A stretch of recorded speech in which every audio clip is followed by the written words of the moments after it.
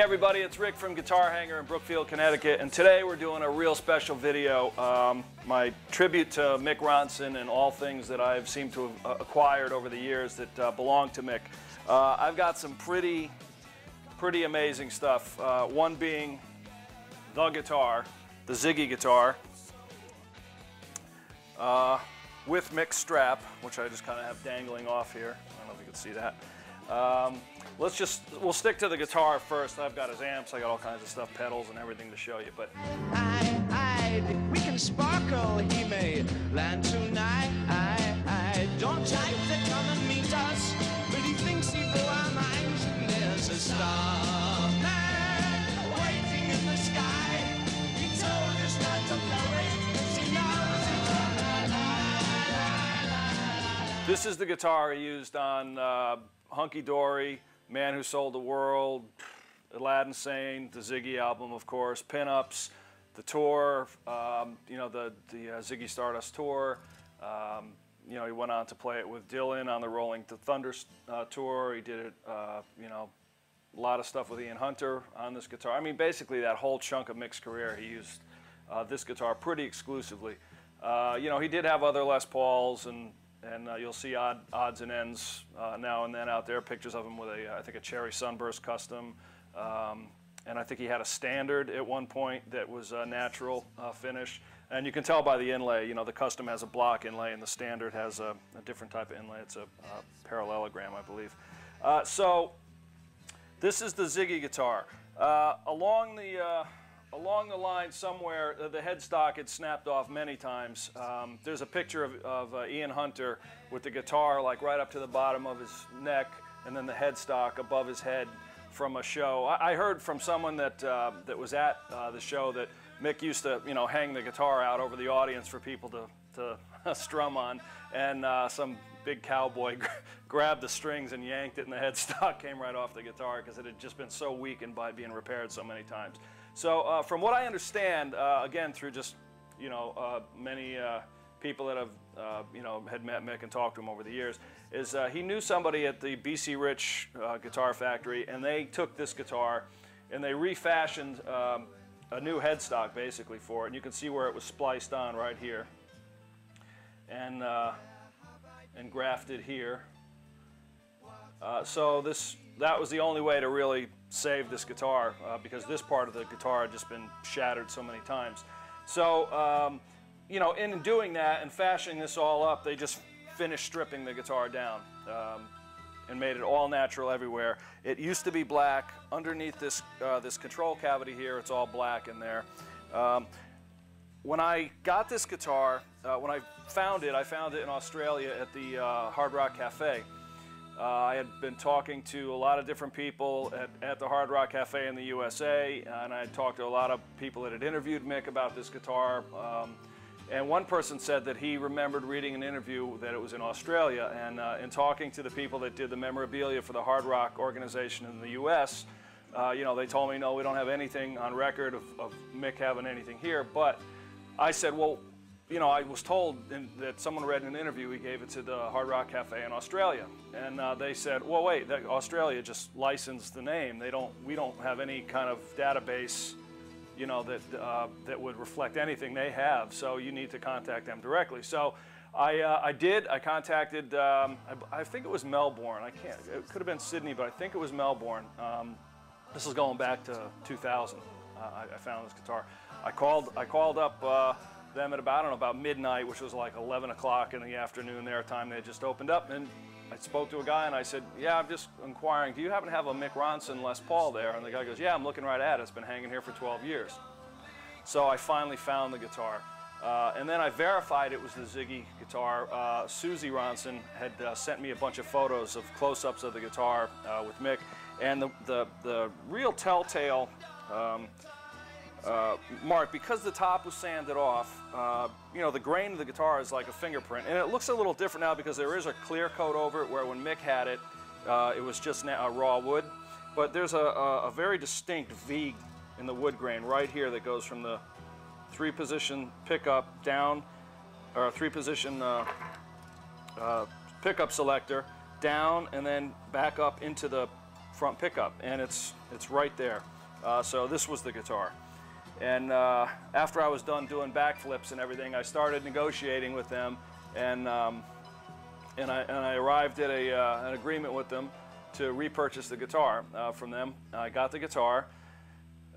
When they actually delivered it, there wasn't a case for it because the Hard Rock doesn't keep cases; they just get rid of them. So it was just the guitar in a box, all the way from Australia. So, and it was leaning up against the the side of my house. UPS had just left it. Well, it was pretty pretty nerve-wracking. But there I was, and I unwrapped it, and it was fine. It arrived in all its glory. I'm a mover around my tigers on Vaseline. You know the rhythm comes out better on the stolen guitar. You're the blessed witness. And I proceeded to, I took the strings off it because they were 12 years old and they had been in a smoky restaurant those whole 12 years, so they were totally worthless. But those were mixed strings, so I took the strings off, I saved them, and I did a setup on the guitar, cleaned it up, I adjusted the truss rod, and I plugged it in and I played Ziggy Stardust, which is what every single person I've ever handed this guitar to does. So I'm not alone there. And that's it, really. This is the guitar.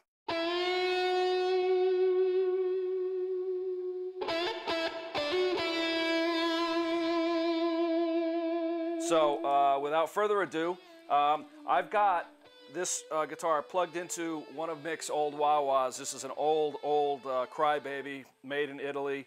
I don't know if it was the Ziggy wah. My guess is he had more than one wah back then, because I just spoke to Susie Ronson a couple weeks ago, and she said she had one that was from the Ziggy era as well. But this is an old Crybaby from the made in Italy, definitely in that time frame that it was made. And then I have a Rat distortion pedal. Unfortunately, nobody knows where the tone bender that he used back then went. But this was Mick's Rat, which was his replacement for it, which I have. And then I have, here is the Ziggy head. This is the Marshall Major 200 watt that he used with David Bowie and in Ian Hunter. This was the one in the Ziggy movie. And on the back of it, which we'll turn it around to show you, it says, in big letters right across the back, David Bowie. It's pretty cool. So this is Mick's Marshall Major 200. And here we go.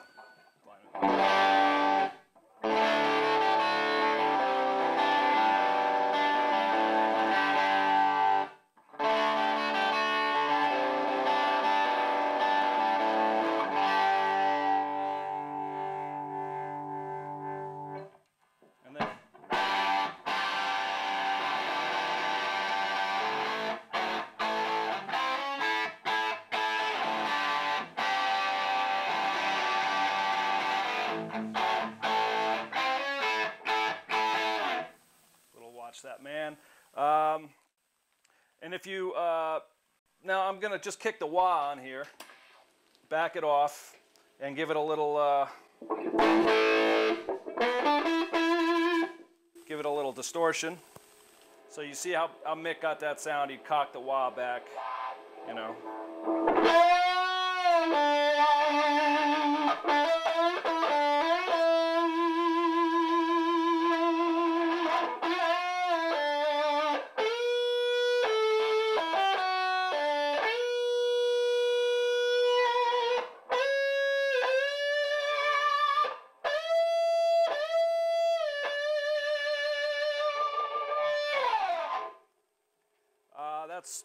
That's that Mick sound that you all learn to recognize.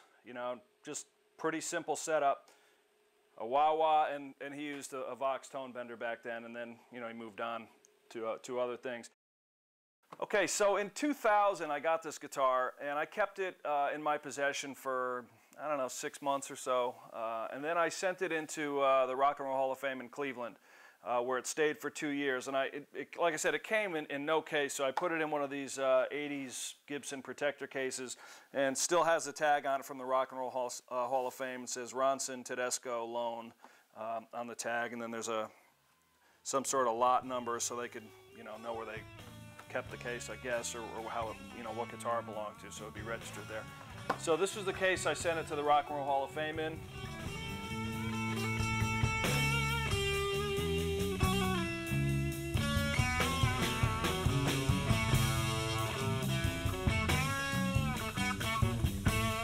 And I also want to tell you kind of a funny story about this strap. I had the guitar up on my website for about, I don't know, about a year or so, and a guy called me up and said, I wanted to do something, you know, for good karma, you know, when with the Ronson guitar. And I said, well, what are you talking about? He goes, I got backstage sometime in the early '80s at a Hunter Ronson show, and I snuck into this room, and Mick's guitar was there, and I stole the strap off it. And you know, I've always kind of felt bad about it, and here it is now. You know, it just sits in my room, and I'd really like it to rejoin the guitar. So the guy mailed me the strap that he stole off it, you know, 20-something years earlier backstage. So that's this strap that now lives back with the guitar in its rightful home. So that's pretty cool. So good karma to you, sir.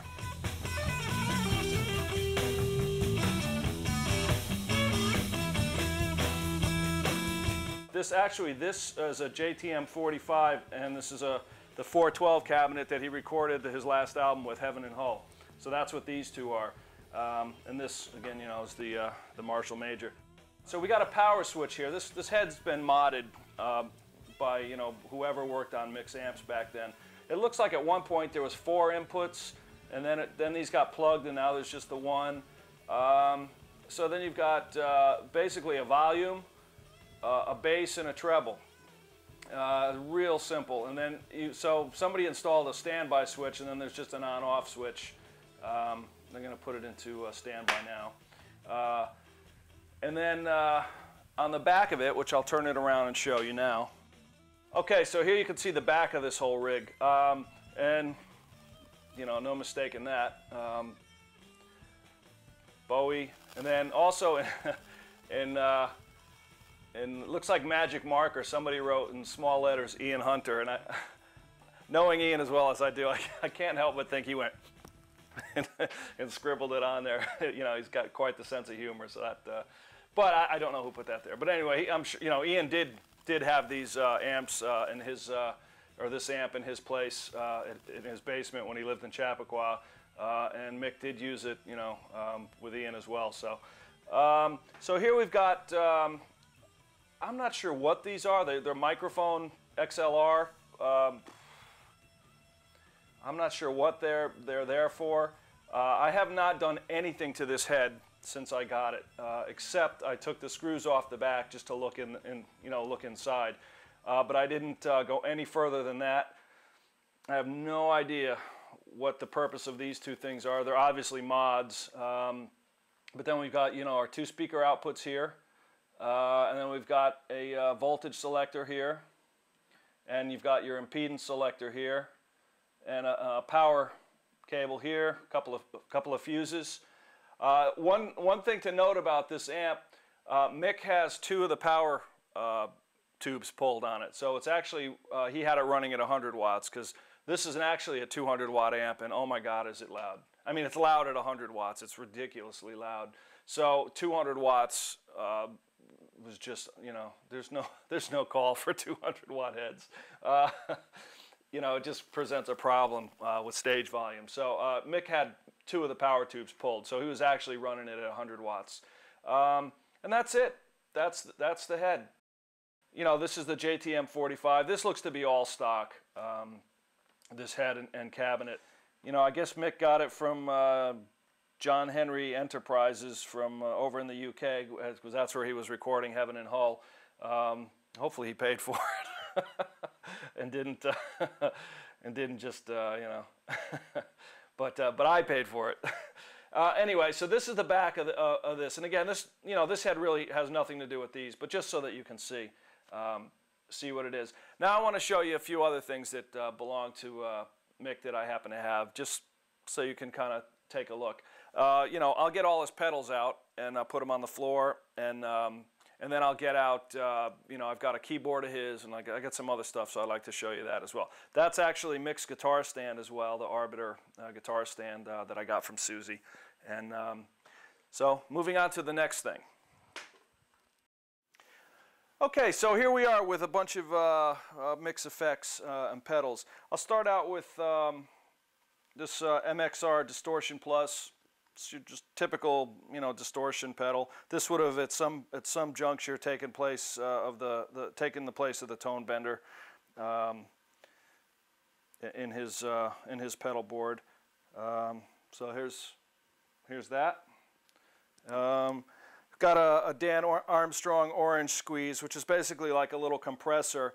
Interesting little piece. It kind of plugs right into the amp, and then you plug your guitar cord into here. Got a couple of switches on it, you know, an on-off switch. It looks like it's been modded as well. You know, Mick had somebody do something to it. So there's that Dan Armstrong orange squeezer.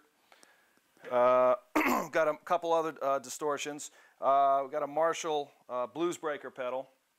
Again, you know, an overdrive pedal. Just gives it a little, you know, gain, tone, volume. Give it a little, give your sound a little edge, a little, you know, more sustain, a little more gain. So there's that one.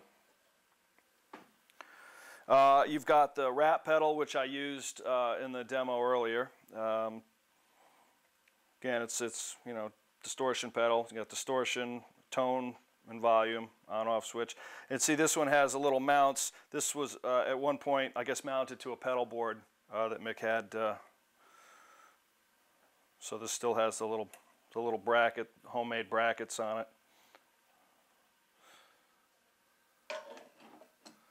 Okay, then we've got a vibrato pedal, Boss VB2 vibrato, the number 2 on it. Still got some duct tape on it from whatever the last tour he used it on. And then we've got a tremolo pedal, the Tremolo Pan PN2.